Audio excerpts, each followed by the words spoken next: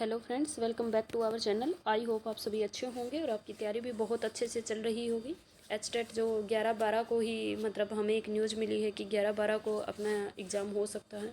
और भाई मैंने भी पहले बोला था कि 19 के बाद होगा पेपर, लेकिन मुझे भी अब लग रहा है 11-12 को हो सकता है, क्योंकि 11-12 को आपका नेट का एग्ज़ाम नहीं है। ठीक है, शेड्यूल में कहीं भी 11-12 की डेट नहीं है, तो आपका 11 और 12 जनवरी को आपका पेपर होने की पूरी पॉसिबिलिटी। बाकी देखते हैं, ज़्यादा वीडियो वगैरह मत देखो, अपने बस काम पे फोकस करो। कोई फ़ायदा नहीं है ज़्यादा वीडियो देखने का। फाइनल नोटिस आ जाएगा, पर 11 और 12 आप फाइनली मान के चलिए, क्योंकि अगर एग्ज़ाम नहीं है नेट का फिर तो कोई दिक्कत ही नहीं है ना। तो आपका 11 और 12 को ही होगा जनवरी में। और आपको ज़्यादा वीडियो के चक्कर में मत पड़िए कि मतलब इतने को हो सकता है, ये हो सकता है। आप फाइनल ही समझिए इसको। ठीक है, चलो करते हैं स्टार्ट। फिर आज हमें बायोलॉजी का पेपर करेंगे हम 2020 का लेवल 3 का। ठीक है भाई,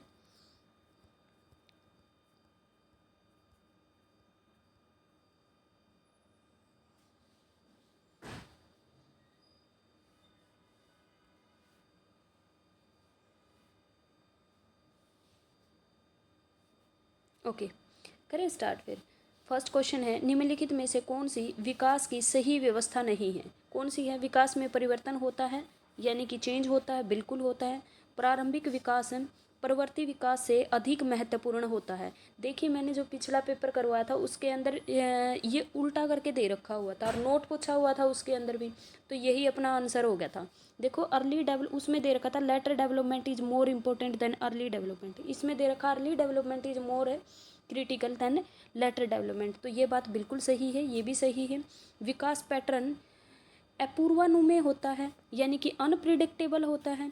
ये बात तो गलत है, क्योंकि क्या होता है, जो डेवलपमेंट होता है वो प्रिडिक्टेबल और मॉडिफिएबल होता है, लेकिन क्या नहीं होता, रिवर्सिबल नहीं होता, इरिवर्सिबल का कॉन्सेप्ट होता है।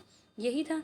तो अपने पास ये वाली चीज़ क्या है, गलत है। विकास में व्यक्तिगत विभिन्नता होती है, बिल्कुल होती है, इंडिविजुअल डिफरेंसेस होते हैं। तो इसका ऑप्शन नंबर जो थर्ड रहेगा तुम्हारा, वो क्या हो जाएगा, करेक्ट हो जाएगा, क्योंकि नोट पूछा हुआ है। तो डेवलपमेंट पैटर्न क्या होता है, प्रिडिक्टेबल होता है, मॉडिफिएबल होता है, लेकिन रिवर्सिबल नहीं होता है। ठीक है, चलो नेक्स्ट में। नेक्स्ट है, निम्नलिखित में से कौन से प्रेरकों के मापन हेतु अप्रत्यक्ष विधि है? Indirect method of measurement of motive. भाई, जो वाक्य पूर्ति तकनीक होती है ये क्या होता है, इनडायरेक्ट मेथड होता है। और जो अपने पास जैसे प्रश्नावली है, चेकलिस्ट है, साक्षात्कार है, यानी कि इंटरव्यू, सारे के सारे सब्जेक्टिव मेथड होते हैं। कैसे होते हैं, सब्जेक्टिव होते हैं, लेकिन कैसे होते हैं, डायरेक्ट मेथड होते हैं ये। ठीक है, तो ऑप्शन नंबर 1 जो रहेगा ये इनडायरेक्ट मेथड होता है। मेजरमेंट करना है आपको किसी मोटिव को, तो ये अपने पास क्या होता है, इनडायरेक्ट मेथड होते हैं। ठीक है भाई, चलिए नेक्स्ट में। चलो नेक्स्ट है, आत्म संप्रत्यय के आधार क्या होते हैं? यानी कि सेल्फ कॉन्सेप्ट का जो आधार होता है, सोशल रोल और बॉडी इमेजेस दोनों ही इंपॉर्टेंट होते हैं। तो ऑप्शन नंबर थर्ड जो रहेगा अपना साफ सुथरा टिकाऊ आंसर है, तो ऑप्शन नंबर थर्ड जो रहेगा वो करेक्ट हो जाएगा। सामाजिक भूमिका और शरीर प्रतिमा, ठीक है, दोनों ही जरूरी हैं। चलो क्वेश्चन नंबर फोर्थ में है, निम्नलिखित में से कौन सी जुंग द्वारा प्रदत्त अंतर्मुखी चिंतन प्रकार व्यक्तित्व की विशेषता नहीं है? कौन सी की नहीं है, ये पूछ रहा। अंतर्मुखी चिंतन प्रकार व्यक्तित्व की विशेषता नहीं है, यानी कि इंट्रोवर्टेड थिंकिंग टाइप पर्सनैलिटी नहीं है। सेल्फ सेंटर्ड होगा, ये तो इंट्रोवर्ट होगा। आगे बोल रहा, अपने स्वयं के बौद्धिक कामकाज में मगन रहेगा, यानी कि absorbed in his own intellectual.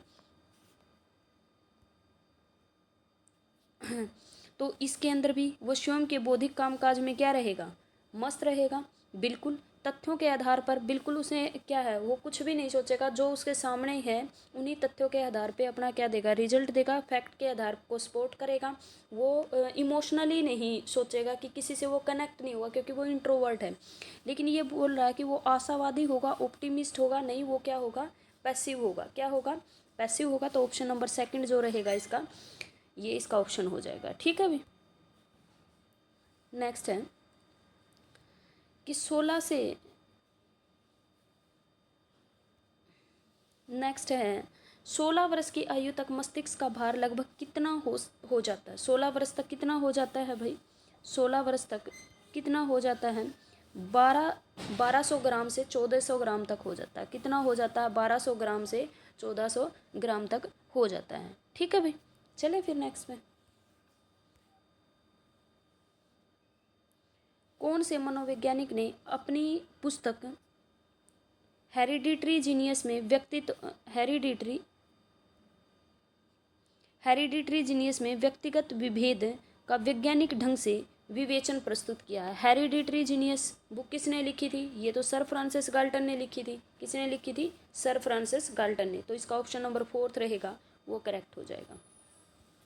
Next है, निम्नलिखित में से कौन सा समायोजन का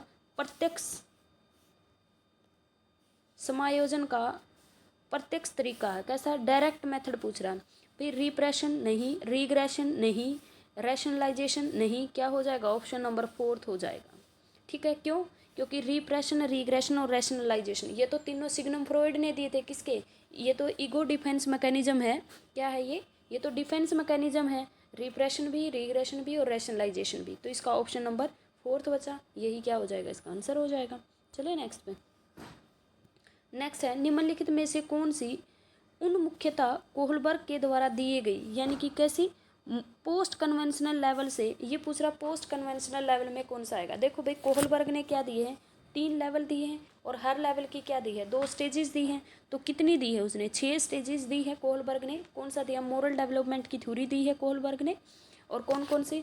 देखो भाई, जो लो एंड सोशल ऑर्डर है, ये किस में रहेगा? ये तो अपने पास लेवल 2 में रहेगा। ठीक है, गुड बॉय नाइस गर्ल, ये फर्स्ट में रहेगा। सोशल कॉन्ट्रैक्टर जो है, ये किस में रहेगा? 3rd में रहेगा। और जो पनिशमेंट एंड ओबीडेंस है, ये किस में रहेगा? फर्स्ट में रहेगा। तो इसका ऑप्शन नंबर 2 जो होगा वो क्या हो जाएगा? सामाजिक अनुबंधन जो है वो क्या हो जाएगा? इसका करेक्ट ऑप्शन हो जाएगा। ठीक है भाई, चलिए नेक्स्ट में। नेक्स्ट है,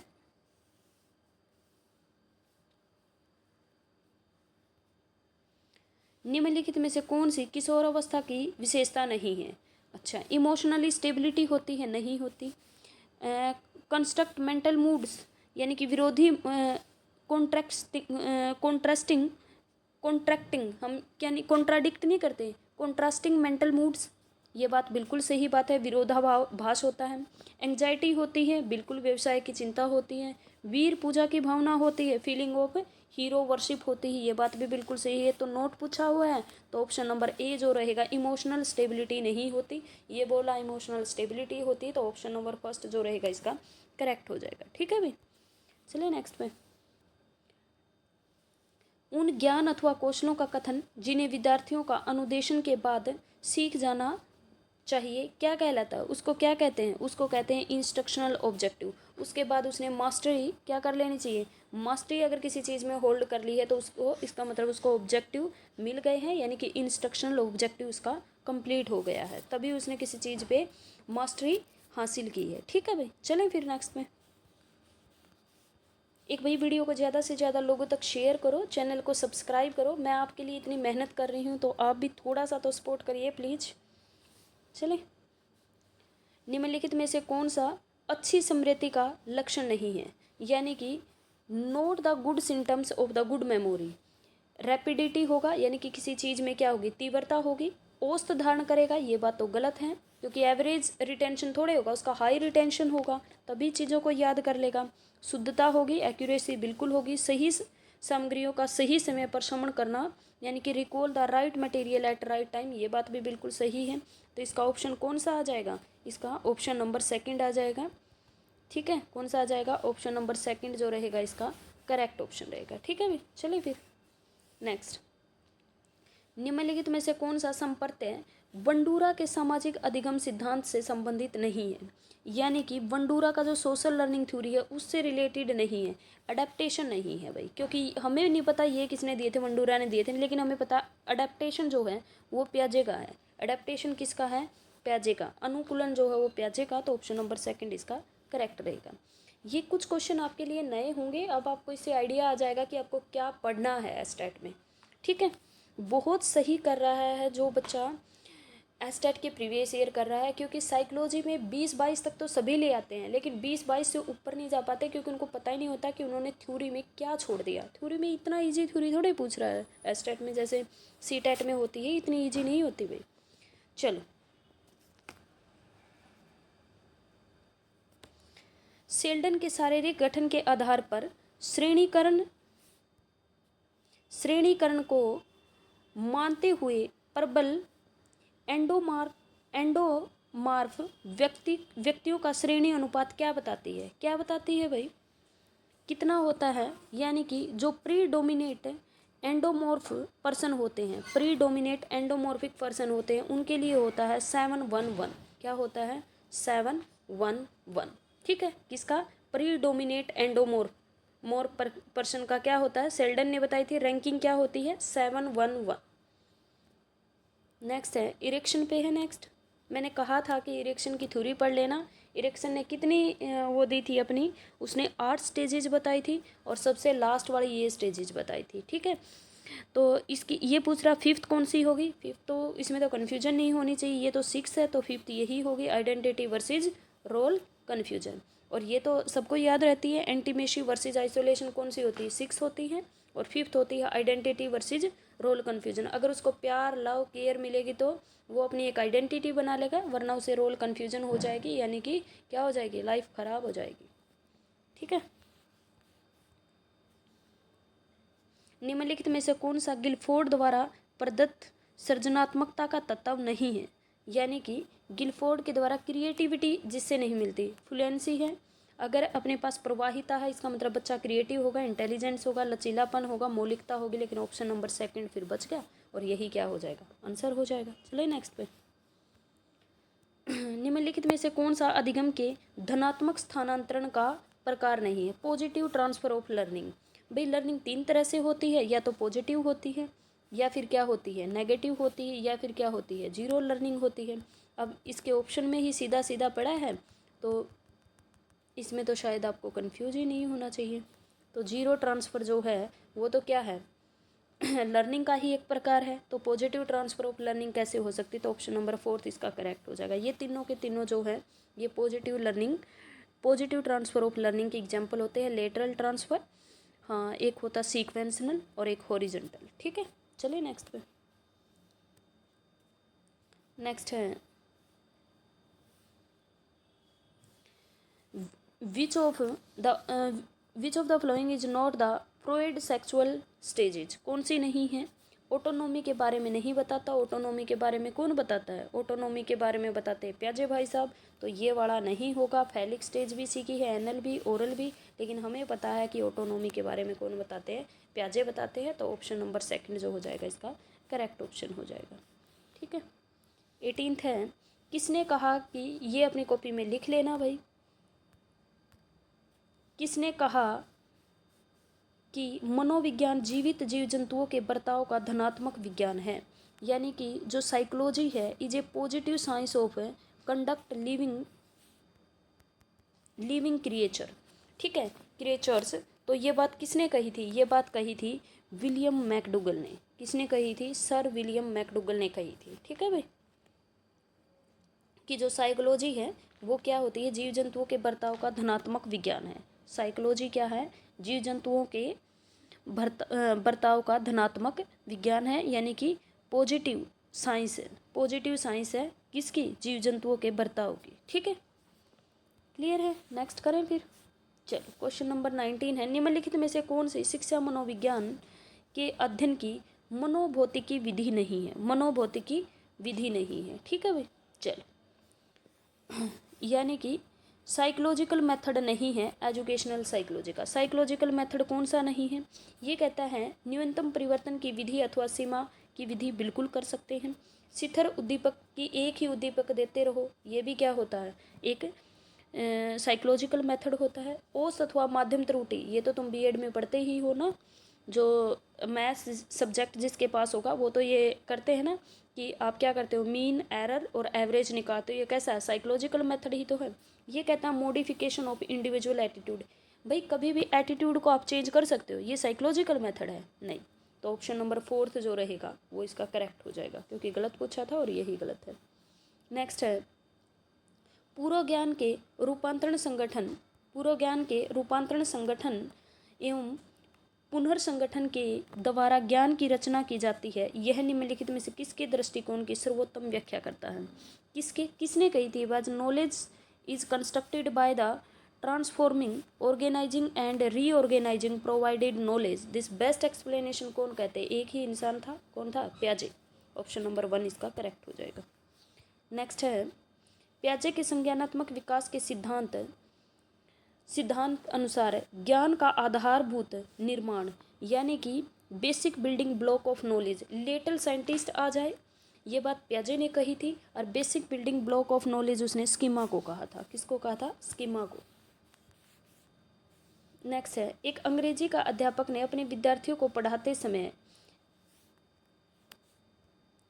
समय कैट का बहुवचन कैट्स बता दिया, हाउस का हाउसेस बता दिया और पेन का पेन्स बता दिया। तो उसी क्रम में जब माउस का बहुवचन पूछा तो गलती से माउसेस बनाने लग गए बच्चे। तो इसका मतलब लर्निंग का ट्रांसफ़र कैसा हुआ? अगर गलत बता रहे हैं तो नेगेटिव ट्रांसफ़र ऑफ लर्निंग हुआ है, सही बताते तो पॉजिटिव ट्रांसफ़र ऑफ लर्निंग। तो ये क्या हुआ है? नेगेटिव ट्रांसफ़र ऑफ लर्निंग हुआ है। ठीक है। कौन सा उद्दीपन का वस्तुनिष्ठ यानी कि बाह्य निधार्थक है? कैसा पूछा है? बाह्य कौन सा है? इंटरेस्ट, हैबिट, क्यूरियोसिटी यानी कि जिज्ञासा, आदत और अभिरुचि। ये कैसी होती है? ये तो इंट्रिंसिक होती है। ये पूछ रहा है बाह्य। ठीक है। तो कौन सा होगा? एक होगा, फोर्थ ऑप्शन। ठीक है। तो ऑप्शन नंबर 4 इसका क्या रहेगा? करेक्ट रहेगा। नेक्स्ट है मुर्रे द्वारा प्रतिपादित प्रासंगिक अंतर्बोध परीक्षण यानी कि thematic appreciation test is related to which theory of the personality. पहली बात तो पर्सनैलिटी की थ्योरी है ये, और ये कैसी है? Psycho analytical theory. और एक बार ये भी क्वेश्चन आया है कि साइको एनालिटिकल थ्योरी दी किसने थी? ये दी थी सिग्मंड फ्रॉइड ने।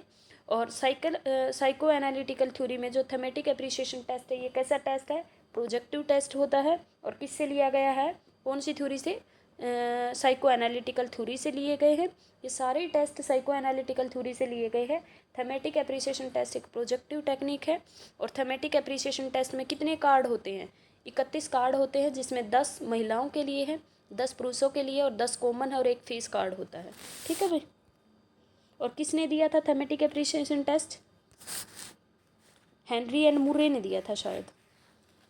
नेक्स्ट है कौन सा मध्यम मानसिक मदता बालकों की बुद्धि लब्धि प्रसार है? यानी कि रेंज बतानी है आपको। मॉडरेट मेंटल रिटार्टेड चिल्ड्रन, तो वो कौन से होते हैं? 36 से 51। ठीक है।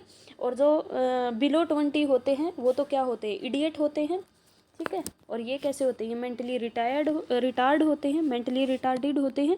और ये अपने पास क्या होते हैं? मॉडरेट मेंटल रिटार्डेड होते हैं। ठीक है। चले नेक्स्ट है निम्नलिखित में से कौन सा एडलर द्वारा प्रदत्त व्यक्तित्व विकास हेतु जीवन शैली का प्रकार नहीं है? किसके द्वारा नहीं है? एडलर के से। कौन सा नहीं है? लेजी टाइप जो है वो नहीं होगा। इसका मतलब आपको एडलर की थ्योरी भी पढ़नी चाहिए। ठीक है। देखो नए नए नाम आ रहे हैं ना, ये आपने सीटेट में नहीं पढ़े होगा। जो फर्स्ट टाइम एस्टेट दे रहे हैं वो तो भाई प्रीवियस ईयर पेपर पे जाओ, कौन क्या कह रहा है। मेरी एक सब ये कह रहे होंगे मेरी एक मैराथन ले लो, मेरी एक मैराथन ले लो, मेरी एक मैराथन ले लो। लेकिन भाई मैं आपको बिल्कुल रियलिटी से फेस करवा रही हूँ कि आप क्वेश्चन पेपर देखो और एक मैराथन से क्या वो क्वेश्चन हो रहे हैं। ये मत देखो कि अब वाले हो जाएंगे। आप ये देखो उनकी मैराथन अगर पिछली साल आई है तो क्या उस साल का पेपर उनकी मैराथन से हो रहा है? वो देखो आप। 23 में किसी ने डाली है, मतलब किसी ने 22 में डाली है, तो आप देखो 23 वाले पेपर में कितने कर पा रहे हैं हम, तो वहाँ भी उतने ही कर पाते तो। ठीक है। भी रोसा शाही धब्बा परीक्षण में कितने कार्ड थे? भाई इसके अंदर टोटल 10 कार्ड थे। ठीक है। रोसा इंकबॉल टेस्ट जो है इसकी फुल फॉर्म भी आ सकती है। ये हरमन रोसा ने दिया है। ये किसने दिया है? हरमन रोसा ने दिया है। ये कैसी टेक्निक है? प्रोजेक्टिव टेक्निक है। ये किसका पार्ट रहेगा? साइको एनालिटिकल थ्योरी का पार्ट रहेगा। और ये पर्सनैलिटी को मेजर करने के लिए लिया जाता है। ठीक है भाई। इसमें 10 कार्ड होते हैं। 5 तो जो होते हैं इसके अंदर जो 5 कार्ड होते हैं वो तो ब्लैक और वाइट होते हैं। कैसे होते हैं? ब्लैक और वाइट होते हैं। और जो 5 होते हैं वो कैसे होते हैं? कॉमन कार्ड होते हैं। तो टोटल 10 कार्ड होते हैं। ठीक है भाई। निम्नलिखित में से कौन सा मूल्यों की दृष्टि से स्प्रेंजर्स द्वारा दिया गया व्यक्तित्व का प्रकार नहीं है। स्प्रेंजर्स द्वारा कौन सा पॉइंट ऑफ व्यू नहीं है। थ्योरेटिकल उसने दिया था, बिल्कुल दिया था। इकोनॉमिक के बारे में वो बात करता है। एस्थेटिक के बारे में, कलात्मक यानी कि सिद्धांतिक था, आर्थिक था, कलात्मक था, लेकिन ये नहीं करता कि वो एथलेटिक था। इसके बारे में सेल्डन बात करते हैं। तो ऑप्शन नंबर 4 जो है वो करेक्ट हो जाएगा। ये कहता है which of the following is subordinate law. Secondary law भी बोल सकता है इसको, सबऑर्डिनेट लॉ भी बोल सकता है। लर्निंग के किसने दी थे? थॉर्नडाइक ने। भाई थॉर्नडाइक के ये पूछ रहा कौन सा नहीं है। देखो थॉर्नडाइक ने जो दिए थे law of readiness, law of exercise और लॉ ऑफ इफेक्ट, ये इसके 3 ही प्राइमरी लॉ थे, 3 ही प्राइमरी। और इसके अलावा कोई भी आ जाए, 6 दिए थे इसने सेकेंडरी लॉ, वो याद करने की ज़रूरत नहीं है। अगर प्राइमरी पूछेगा तो बस प्राइमरी याद रखो, law of readiness, law of exercise, law of effect. ठीक है, तो देखो इस पे क्वेश्चन आता ही है। लॉ ऑफ रेडिनेंस का मतलब, जैसे एक बार क्वेश्चन आया हुआ है कि ना घोड़े को क्या है, कुएं के पास ले जाया जा सकता है, लेकिन उसको पानी पीने के लिए बाध्य नहीं कर सकता कोई। यानी कि आप सीखने के लिए किसी का एडमिशन करवाया जा सकता है, लेकिन उसको पढ़ाई के लिए बाध्य नहीं किया जा सकता। यानी कि वो होती है लॉ ऑफ रेडिनेंस, कि आपके अंदर कितनी तत्परता है।